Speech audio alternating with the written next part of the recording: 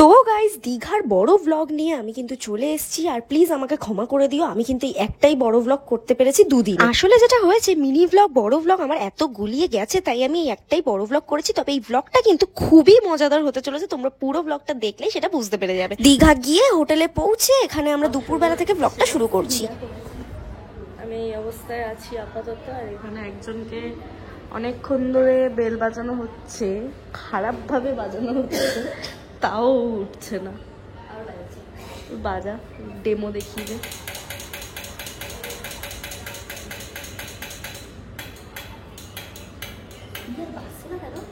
দরজা খুলছে না, ভিতরে লোড হয়ে গেছে ঘুমিয়ে। বেল বাজাতে বাজাতে আমরা বেল কাটিয়ে দিয়েছি গাইস, আমরা দুজনে মিলে, তবুও দরজাটা খোলা হয়নি। তো ভিডিওর শুরুয়াতটা তোমরা বুঝতে পারলে তো, আমরা দীঘায় হোটেলে ঢুকে আমরা দুপুরবেলা একটু রেস্ট নিয়ে বেরোবো ঠিক করেছিলাম। তো ও এমন রেস্ট নিচ্ছে, মানে ভিতরেও এতটা ঘুমিয়ে পড়েছে যে আমরা বাইরে থেকে বেল বাজাতে বাজাতে বেলটা কেটে ফেলেছি, তবুও ভিতর থেকে না শুনতে পাচ্ছে না, ঘুমিয়েই যাচ্ছে, মানে যা তা। আর আমিও এইভাবেই ব্লগটা কন্টিনিউ করছি। তো গাইস কোনো কিছু তো হচ্ছে না, এবার ওকে আমরা দরজা ভাঙতে পাঠাবো ভাবছি, ভেঙে দিয়ে দরজাটা। একা রুম পেয়ে মানুষ যে ভিতরে এতটা ঘুমাতে পারে, ওকে না দেখলে আমরা সেদিনকার বুঝতেই পারতাম না। অনেকক্ষণ ওকে ডাকাডাকি করা হয়েছে, কারণ গাইস আমাদের খিদে পেয়ে গেছিল। তো আমরা এখানেই একটু টুকটাক ওই বাসে কিনেছিলাম আগের দিন চিপস কুরকুরে, ওগুলোই খাওয়া শুরু করে দিয়েছিলাম। আর এই যে কেকটাও ছুটছে। Good catch. আর ওয়েট করার কিছু নেই, আমাদের সাথে কিন্তু আরো দুজন ছিল, তাদের রুমটাই আমরা কিন্তু ইউজ করছিলাম ততক্ষণ। তারা একটু ঘুরতে বেরিয়েছিল কাপেলে, আর আমি কেক ফেক খেয়েই খিদে মেটাচ্ছিলাম। তারপর আমরা ঠিক করলাম যে ওকে ফোন করা হোক, নর্মাল ফোন তো যাচ্ছে না, এখান থেকে ফোন করা হোক। তবে ধরে বাজছে সেটাও শোনা যাচ্ছে, কিন্তু সবার ফোন দিয়ে ট্রাই করা হয়ে গেছে, কারোর ফোনে ধরছে না। লাস্টে এখানে ল্যান্ডলাইন দিয়ে ফোন করা হয়েছে, যেহেতু সামনের ঘরটাই আমরা এখান থেকে শুনতে পাচ্ছি, ওখানে মানে ফোন বাজছে, ওর পাশে বাজছে, ও শুনতে পাচ্ছে। এত কিছুর পর তারপর দিন না রাত বুঝতে না পেরে একজনের ঘুম ফাইনালি ভেঙেছে। তোর একার জন্য আমরা এখানে 3টে মানুষ না খেয়ে বসে আছি। 3টে বাজে, 3টে বাজে, ঠিক আছে, 3টে বেজে গেছে। তোর দেখে মনে হচ্ছে আমি রেডি নই? কখন থেকে ডাকছি? তো গাইজ এখানে ও এত বকা খাওয়ার পর একটা সুন্দর রিয়াকশন দিয়েও আমাদের সবাইকে ইগনোর করে ঘরে জাস্ট অ্যাটিটিউডটা নিয়ে ঢুকে যাবে। দেখো, আর অ্যাটিটিউড নিয়ে কি হবে বলো, সেই তো আমার কাছেই ফিরতে হবে। ওই ঘর দিয়ে একটু অ্যাটিটিউডটাকে জল দিয়ে মুছে ধুয়ে এই ঘরে এসে আমার মুখের সামনে বসে পড়েছে, আর আমি ওকে আবার কথা শোনাচ্ছি। চুপ কর, একদম গরম দিবি না।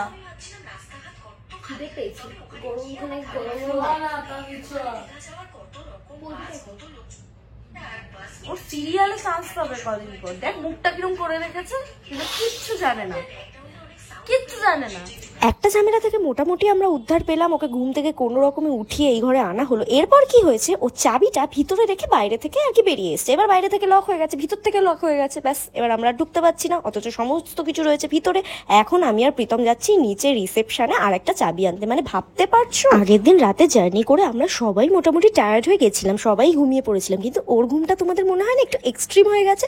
আমরা সবাই, মানে আমি বেসিক্যালি ওর ওপর কিন্তু খুব রেগে গেছিলাম, আর মণিদীপ আর প্রীতম মিলে আমাকে সান্ত্বনা দিচ্ছিল, কারণ আমার খুব খিদে পেয়ে গেছিল। গাইস খাওয়া ইজ ইম্পর্টেন্ট, তোমরা তো জানো। যাই হোক, আমরা কোনোভাবে নিচে গেলাম, নিচে লিফটে করে নিচে গিয়ে আমরা রিসেপশনে কথা বলে এখন ওখানকার একটা কাকু আমাদের সাথে চাবি নিয়ে যাচ্ছে আবার আমাদের ডোরটা খুলে দিতে ওপরে এসে। আর একের মুখটা দেখো, মানে জাস্ট ইনোসেন্ট মুখ করে বসে আছে, যেন সব দোষ আমরা করেছি, ও কিচ্ছু জানে না। মানে প্রায় 3টে বাজে, আমাদের অসম্ভব খিদে পেয়েছে, আর এখানে একজনের জন্য আমরা 3জনে মিলে কতটা স্যাক্রিফাইস করলাম। যাই হোক ফাইনালি আমাদের ঘরটা খুলতে পেরেছি, আর এখন আমি মোটামুটি রেডি। যাই হোক আমি রেডি ছিলাম। আর আমাদের রুমটা একটা অদ্ভুত জিনিস দেখলাম, যে পুরো রুমে কোথাও মিরর নেই, মিররটা রয়েছে আমাদের ব্যালকনিতে। ব্যালকনি থেকে দেখা যাচ্ছে চারিদিকটা খুব সুন্দর, তবে বারবার ঘর থেকে ব্যালকনিতে আসতে হচ্ছে রেডি হওয়ার জন্য, সাজগোজ ঠিক হয়েছে কিনা দেখার জন্য। মানে ভাবতে পারছো, আর বাইরে যা ট্যান, আমি তো বাড়ি থেকে ছাতা আনিনি, আমি একদম দোপাট্টা বেঁধে নিয়েছি, তোমরা মিনি ব্লগে আশা করি সবাই দেখেছো। তো যাই হোক, ঘুম থেকে উঠে আমাদের ঘুমন্ত পরি এখন রেডি হচ্ছে, প্লাস আমি ওকে আবার এখানে কি একটা যেন করে দিচ্ছিলাম। আচ্ছা আচ্ছা, ওদের একটা বাটন খুলে গেছিল শার্টে, সেটাই আমি একটা পিন লাগিয়ে দিচ্ছিলাম। ভালো, মুখে অন্তত আর চেন পড়ার আমার ভয় নেই, হাতে পড়বে, হাতে আমার এমনিতেও পড়া আছে। জানো তো হাতে ট্যান পড়বে আমি জানতাম, তবে এতটা পড়বে আমি এখন ঘরে বসে এডিট করতে করতেও রিয়েলাইজ করতে পারছি যে আমার হাতে কি বিশাল বিভৎস বাজে ট্যান পড়েছে।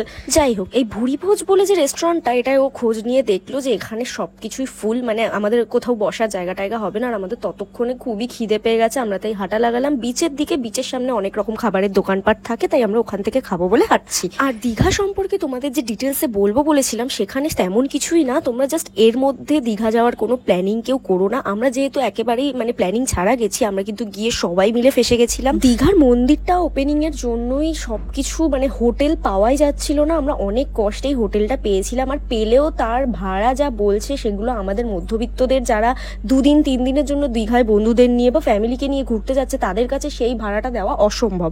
আমরা খুবই বিপদে পড়ে গেছিলাম। অনেক কষ্টে একটা রুম অ্যারেঞ্জ করা গেছে, তো তাই জন্য এইটুকু ডিটেলস তোমাদের দিতেই হতো ব্লগার হিসেবে। তাই তোমরা যদি যেতে চাও একটু চারিদিকে খোঁজ খবর নিয়ে ওই দিকের অবস্থা বুঝে তোমরা যেও, এইটুকুই বলার ছিল। যাই হোক, দেখতে দেখতে আমরা কিন্তু এই রেস্টুরেন্টটায় চলে এসেছি। আর এটা একদমই বাঙালি খাবার আর খুব খুব সুন্দর খাবার, ঘরোয়া খাবার। আমরা কিন্তু অর্ডার করে ফেলেছিলাম একটা থালি, যেটা ডাল ছিল, ভাজা ছিল, বাঁধাকপিটা মেনলি খুবই ভালো ছিল।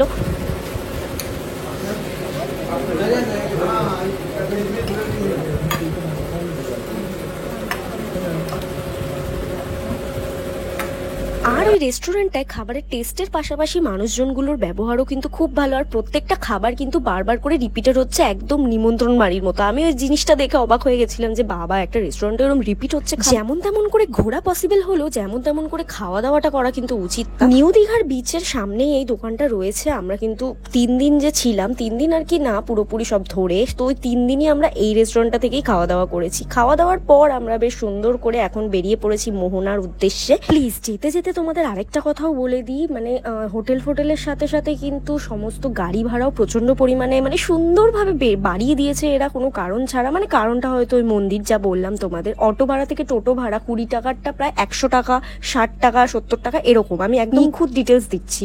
কথা বলতে বলতে এখন আমরা চলে এসেছি মোহনায়। আর তোমরা এই ভিডিও ক্লিপগুলো একটু এনজয় করো, দেখো। খুলিনি মুখ থেকে।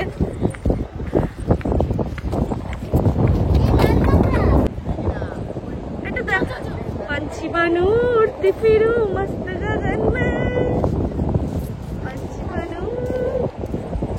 कोথায় লাল কাকড়া?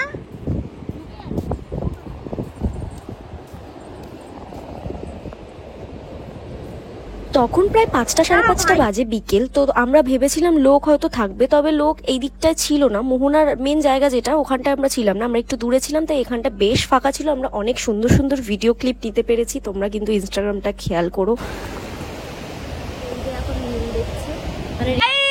এখন এরা ফটোশুট চলছে, তো গাইস এখন আছি আমরা পুরো সমুদ্রের পাড়ে।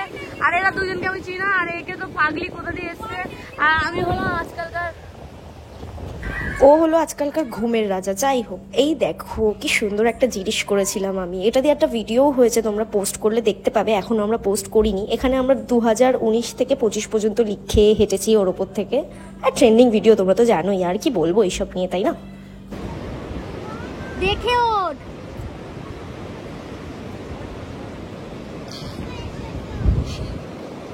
তোমাদের বললাম না আমরা মোহনার অনেকটা আগে ছিলাম। এবার আমরা হেঁটে হেঁটে অনেকটা বেশ হেঁটে আমরা মোহনার কাছ পর্যন্ত এসেছি। এবার তোমরা অনেক লোকজন দেখতে পাবে। আর এই জায়গাটা আবার অন্যরকম সুন্দর। এখানকার ছোট ছোট জায়গাগুলো এতটা সুন্দর কেন গাইস?